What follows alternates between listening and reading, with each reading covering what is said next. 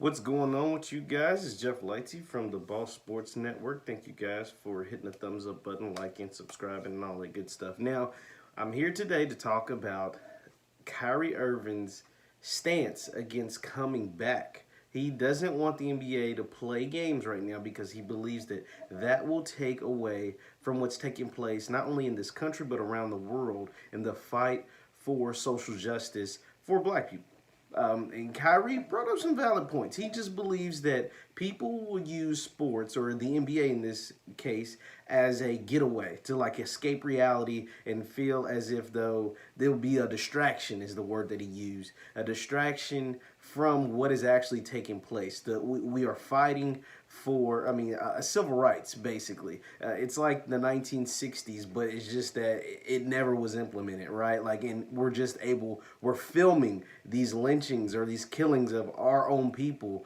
Like, we're filming it. That's the only difference between now and the history of America, is that black people have been getting killed by white people, by the police, but all of these things have been always taking place. We're just filming it now. Everybody has access to a cell phone. And so Kyrie Irving believes that the movement that is taking place, the protests, the marches, the demand for change that is taking place specifically in this country people will be distracted from that and focused on, the game last night, what LeBron James did, what Giannis did, what James Harden did.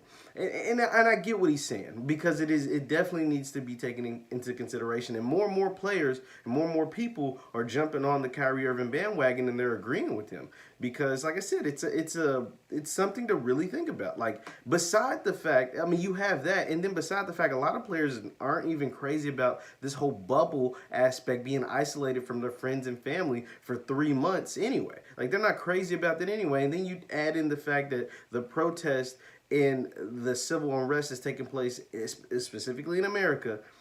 They believe that the NBA will take away from all that stuff and will be going in a backwards direction. But I'm here to say that I don't necessarily agree with that. I believe sports has always provided a lot of people, the athlete in particularly, a platform to raise social justice, to promote change, right? That's what Colin Kaepernick, he used his profession, the NFL, to take a knee against the social injustices and the police brutality that was taking place in America. And he did that 4 years ago.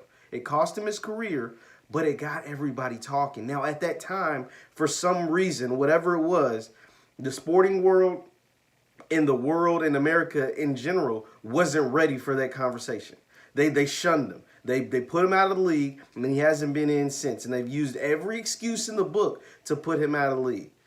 But he brought it up, and he got conversations started. And we saw it on major networks, whether that was CNN, Fox News, ESPN. Now, depending on what network it was the way they spun it, right? If you were on one network, you might spin it as he's disrespecting the flag. Whereas if you were a personality on a different network, you understood what it was all about. And so Kyrie he believes that he's taking him, and some other players are simply saying they're willing to take the power into their own hands and not play. Not go into that bubble for health reasons as well, but also not to take away the focus from what's taking place in our country. But see, here's my thing. I think they can use that platform to continue to raise awareness, to continue to get paid to donate their funds to the cause, right? Do their part. Yes, the sporting world and every sports fan in the world is going to be focused on the NBA in late July, because it's the first major professional sport, team sport, to come back and play games. And they will take place in late July. The entire world will be watching, even just to see how it's going to work, right? It's the first team sport to play games, so they want to see how it works.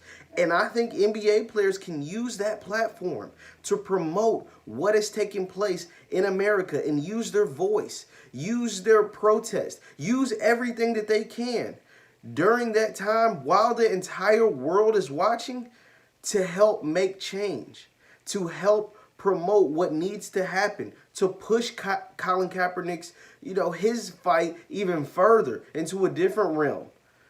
and to honor the lives of people like George Floyd, Breonna Taylor, Ahmaud Arbery, and I can continue to name on and on and on, to say their names louder in front of millions of people watching, and not allow the media or whoever to spin the narrative to something that it isn't.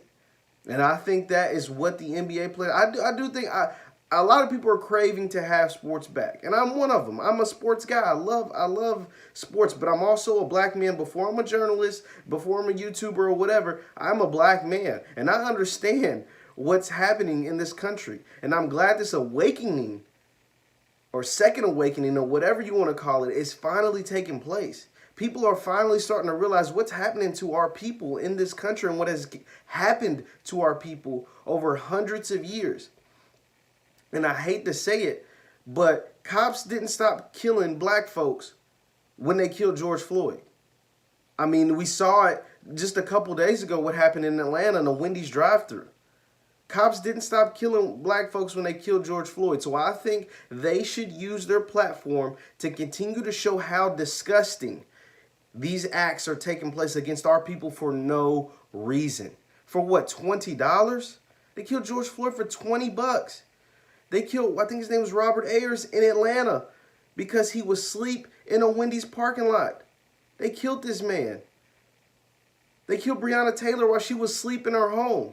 And I can go in on that another time. But like I said, I believe the NBA players should go play their games, collect their checks, and raise awareness using the #1 platform in the world come late July. They're going to have the #1 platform, the highest ratings, because everybody's going to want to see how it works. And in their interviews, during the game, pre-game, whenever they get a chance, say their names and continue to push forward until we get what we deserve as black people and as Americans in this country.